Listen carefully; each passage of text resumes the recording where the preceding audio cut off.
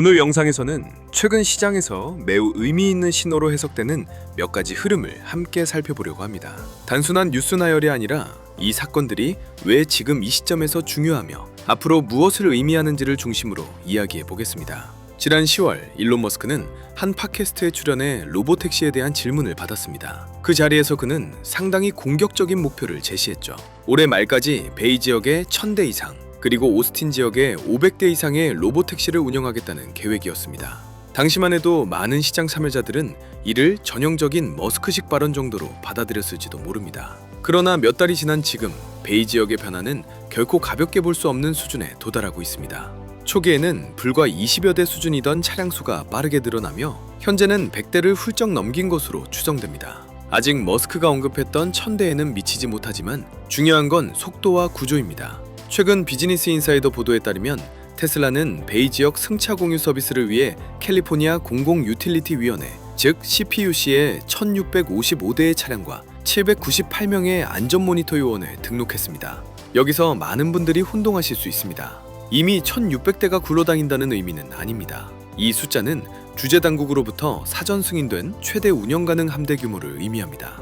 현재 실제로 도로에서 운행 중인 차량은 약 120초 130대 수준으로 추정되지만 등록된 1060대는 추가 규제 승인 없이 내부 결정만으로 언제든 투입 가능한 예비 전력입니다. 쉽게 말해 지금 운행 중인 차량은 선발대이고 나머지 1600여 대는 출격 대기 중인 병력이라고 보셔도 무방하죠. 특히 최근 앱 대기 시간이 길어지고 체험 수요가 빠르게 늘고 있다는 점을 고려하면 연말까지 남은 짧은 기간 동안 운영 차량 수가 다시 한번 급증할 가능성도 배제할 수 없습니다. 이것이 중요한 이유는 단순히 차가 많아진다는 문제가 아닙니다. 테슬라는 지금 완전 무인 로보택시 전환을 위한 데이터 수집과 안정성 검증을 실전에서 동시에 진행하고 있기 때문입니다. 이는 시뮬레이션이 아니라 현실 세계의 혼돈 속에서 AI를 단련시키는 과정입니다. 며칠 전 샌프란시스코에서는 대규모 정전 사태가 발생했습니다. 신호등이 멈췄고 도시 일부는 사실상 무질서 상태에 가까웠습니다. 이 상황에서 웨이모의 로보택시들이 도로 한복판에서 집단적으로 멈춰서는 장면이 포착됐습니다. 승객을 태운 채 움직이지 못하는 차량들이 그대로 정차해 있었죠. 반면 테슬라는 전혀 다른 모습을 보여줬습니다. 테슬라 AI 공식 계정은 비슷한 야간 정전 상황에서 FSD가 신호등이 꺼진 교차로를 스스로 판단해 안전하게 통과하는 실제 영상을 공개했습니다. 여기서 핵심은 멈췄다 벗소는 달렸다가 아닙니다. 어떤 철학으로 AI를 훈련시켜 왔느냐의 차이입니다. 웨이모는 정밀지도와 통제된 환경에 최적화된 시스템입니다. 질서가 유지될 때는 매우 안정적이지만 질서가 무너지면 스스로 판단할 여지가 제한됩니다. 또 테슬라는 수십억 마일에 달하는 실제 인간 운전 데이터, 예외 상황, 혼란, 예측 불가능한 변수 속에서 사람처럼 행동하도록 AI를 훈련시켜 왔습니다. 이 차이는 이번 정전 사태에서 그대로 드러났습니다. 이론이 아니라 현실에서 증명된 차이였죠. 일론 머스크 역시 이 소식을 인용하며 테슬라 로보택시는 이번 정전에 영향을 받지 않았다고 언급했습니다. 월가의 시선에서 보면 이 장면은 단순한 기술 비교가 아니라 어떤 기업이 진짜 대규모 상용화를 감당할 수 있는지를 보여주는 신호였습니다. 한국 시간 기준 12월 21일 더 월스트리트 저널은 여객기를 위험에 빠뜨린 스페이스X의 폭발 사건이라는 제목의 기사를 보도했습니다. 해당 기사는 올해 초 있었던 스타쉽 시험 비행 중 폭발 사고가 근처를 비행하던 민간 여객기에 심각한 위협을 가했다는 내용을 담고 있었습니다. 그러나 이에 대해 스페이스X는 즉각적이고 강도 높은 반박 성명을 냈습니다. 핵심 요지는 명확했습니다. 공역은 사전에 보수적으로 통제되었고 모든 잔해는 통제구역 내에 포함됐으며 어떤 항공기도 실제 위험에 처한 적은 없었다는 점입니다. 이 사안에서 중요한 건 누가 옳으냐보다 미디어와 혁신기업 간의 긴장관계입니다. 월가에서는 이미 오래전부터 전통 미디어의 프레임과 혁신기업의 실행 속도 사이에 균열이 존재해왔습니다. 스페이스X는 완벽을 기다리지 않고 실험을 통해 빠르게 진화하는 방식을 택한 기업입니다. 그 방식이 불편한 시선으로 비칠 수는 있겠지만 지금의 우주산업 구조를 바꾼 것도 사실입니다.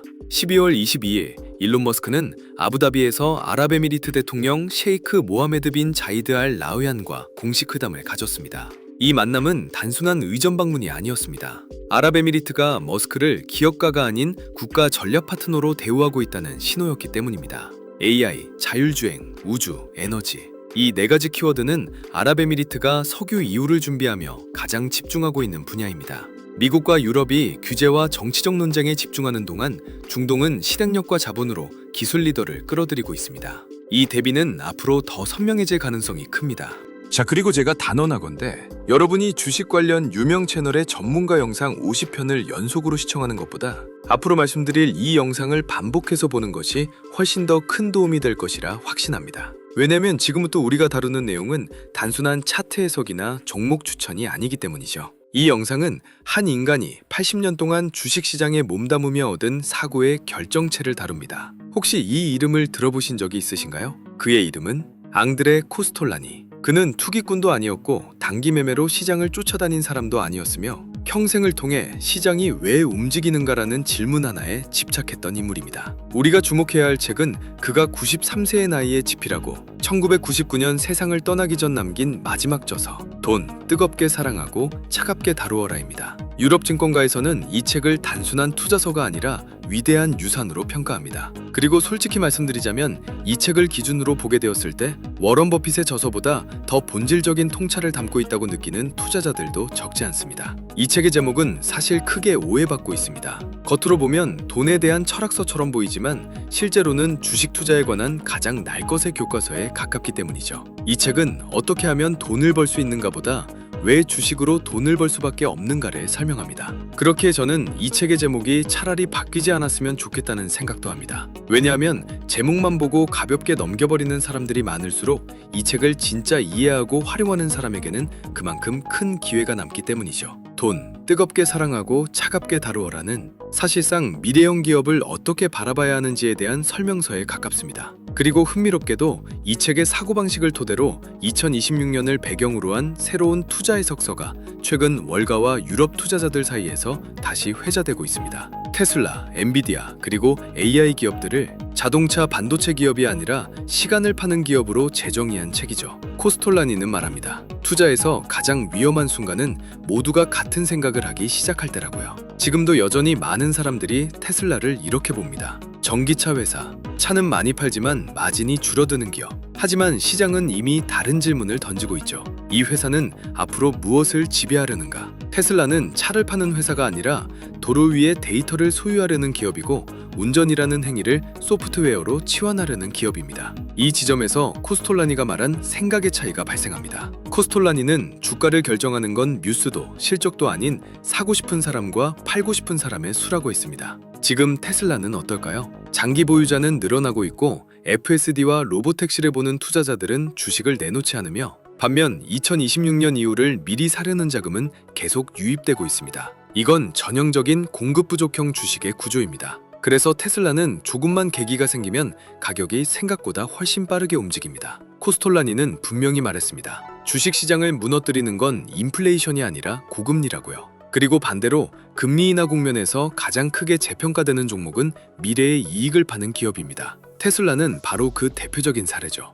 2026년을 기준으로 로보택시, FSD 구독, 옵티머스가 현금 흐름으로 전환되기 시작한다면 현재의 실적 기준으로 테슬라를 평가하는 방식 자체가 무의미해질 가능성이 큽니다. 그는 늘 이렇게 말했습니다. 주식시장에서 가장 비싼 대가는 조급함이 치른다. 테슬라는 지금 당장 완성된 기업이 아니라 시간이 갈수록 설명이 쉬워지는 기업입니다. 2023년엔 말뿐인 자율주행이었고 2024년엔 가능성, 2025년엔 시범, 그리고 2026년엔 실제로 돌아가는 서비스가 됩니다. 이 흐름을 이해한 사람에게 지금의 가격은 비싸게 보이지 않을 수도 있죠. 그렇기 때문에 안드레 코스톨라니의 저서를 토대로 재해석된 지금 보이는 이 책 한 권, 실패를 성공으로 1%를 잇는 힘이라는 책을 저희 구독자분들에게 모두 무료로 보내드리도록 하겠습니다. 이 책은 그냥 이 종목 좋아요, 저 종목 유망합니다. 이런 식으로 종목 이름만 나열해놓은 추천 목록이나 요약집이 아닙니다. 미국을 포함한 글로벌 증시, 그리고 해외 성장주 시장 전체를 데이터, 실적과 펀더멘탈, 밸류에이션, 그리고 자금과 수급 구조, 이 네 가지 축으로 완전히 분해해서 설명한 분석서입니다. 말 그대로 해외 주식 시장이 어떤 논리로 움직이는가를 처음부터 끝까지 구조적으로 풀어낸 책이라고 보시면 됩니다. 해외 주식을 이제 막 시작하신 분들은 그래서 미국 주식이 이렇게 움직였구나 하고 처음으로 전체 그림이 연결되는 경험을 하실 거고요. 이미 매매를 오래 하신 분들은 본인이 그동안 왜 비슷한 자리에서 사고 비슷한 자리에서 팔았는지를 조용히 돌아보게 될 겁니다. 이 책은 수익을 올려주는 책이 아니라 실수를 반복하지 않게 만드는 책에 가깝습니다. 로벌 증시는 분명히 갈라질 가능성이 큽니다. 숫자로 판단하는 사람과 분위기로 매매하는 사람. 이 책은 그 갈림길 앞에서 어디에 서야 하는지를 알려주는 구조도입니다. 그래서 저는 이걸 해외 주식 설명서라고 부르지 않습니다. 시장 해석의 기준점이라고 부르고 싶습니다. 이 책을 여러분께 팔아서 무언가를 얻으려는 생각은 없습니다.